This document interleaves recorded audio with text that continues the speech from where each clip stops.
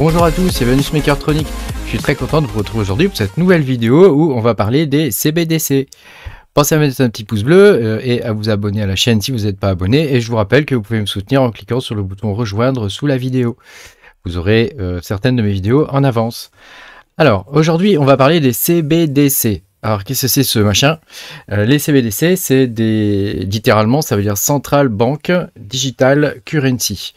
Donc, c'est une crypto-monnaie qui est émise, en gros, par des banques centrales. Alors, j'ai pris volontairement cette image du livre de George Orwell, 1984, pour vous montrer un petit peu, vous donner une projection un petit peu de ce que pourrait être, je dis bien ce que pourrait être l'avenir du monde des crypto-monnaies, sachant que les banques ont déjà plus ou moins prévu, les banques centrales ont déjà plus ou moins prévu d'émettre leur crypto-monnaie aux environs entre 2025 et 2027, quoi, à peu près. Dans ces eaux-là. Et on voit toutes sortes de projets qui fleurissent, dont celui-ci, où je voulais attirer un petit peu votre attention. Donc l'Abyss, c'est une banque internationale qui permet les échanges commerciaux entre les différentes banques centrales. Bank International Settlement, j'espère que je le prononce bien avec mon accent tout pourri. Et donc grosso modo, ils ont des projets de bridge qui permettraient donc aux différentes banques centrales et donc aux différentes crypto-monnaies émises par les banques centrales de pouvoir transiter d'une banque centrale vers une autre.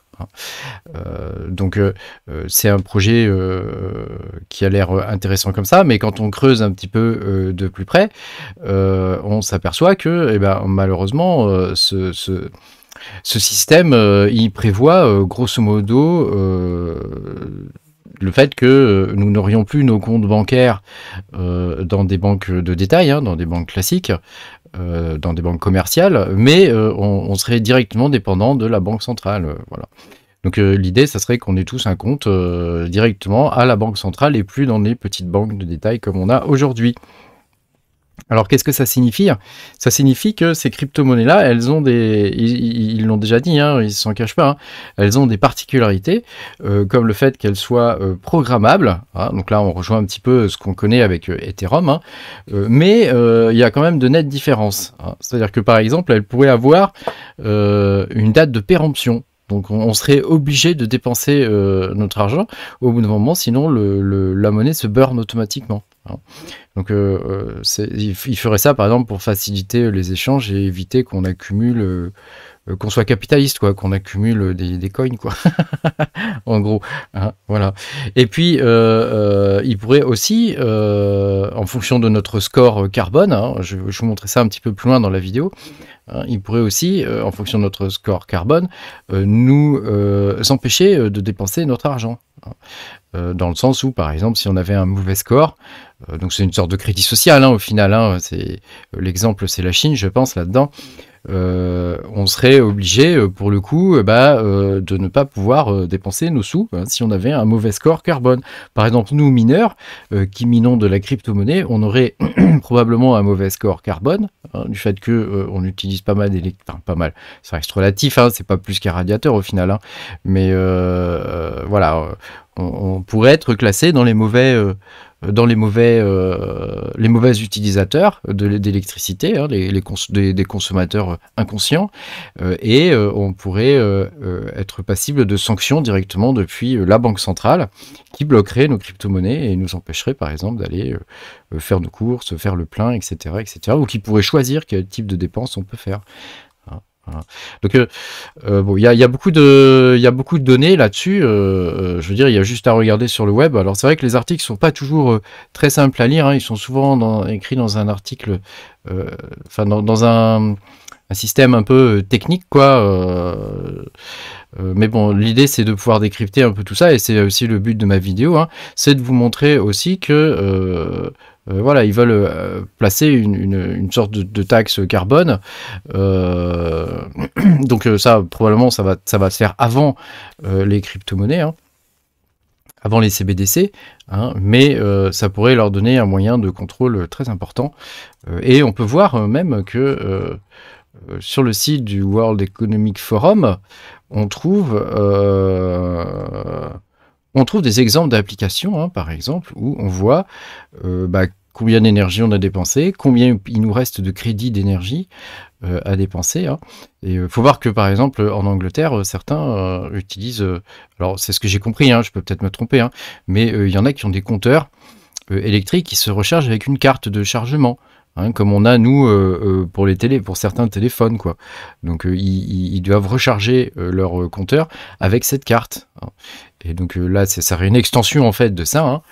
On devrait recharger notre compte, soit en payant par exemple, soit on aurait une estimation peut-être au départ, je sais pas, de ce qu'on peut dépenser en énergie par mois. Hein. Voilà. Et donc ça serait permis par le monde des crypto-monnaies, mais vu d'un côté complètement à l'inverse du Bitcoin, quoi. Et on peut voir que il y a des trucs qui se mettent en place actuellement. On commence à voir les prémices un peu de tout ça. Hein. Voilà, il y a des trucs qui se mettent en place, en particulier avec le FAC. Donc il y a un organisme grosso modo de surveillance et de contrôle. C'est un régulateur. Hein. En particulier avec l'Ethereum, qui applique des sanctions, qui peut appliquer des sanctions, hein, qui peuvent toucher des personnes, des régions, certains types de coins, restreindre des transactions, etc., etc. Enfin toute la clique des censures qu'on peut voir un petit peu partout, hein, et dont Tornado Cash a été victime récemment, quoi. Hein. Pour le coup, on en arrive vraiment aux crypto-monnaies actuelles. Hein.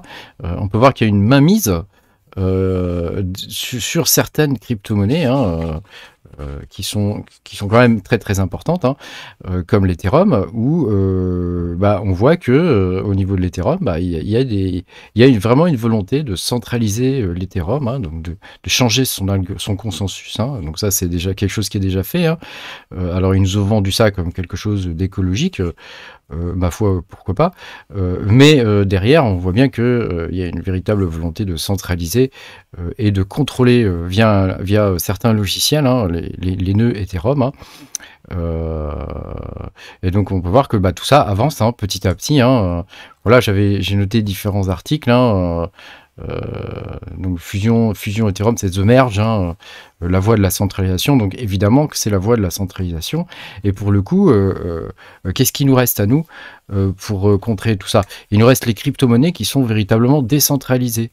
Hein. Donc ça veut dire que c'est des crypto-monnaies qui ne fonctionnent pas via une fondation ou qui ne fonctionnent pas via une entreprise. Hein, et qui ont un mode de fonctionnement qui est entièrement décentralisé. Je pense entre autres à Bitcoin, hein, bien évidemment, hein, qui est la plus grosse crypto-monnaie. Hein.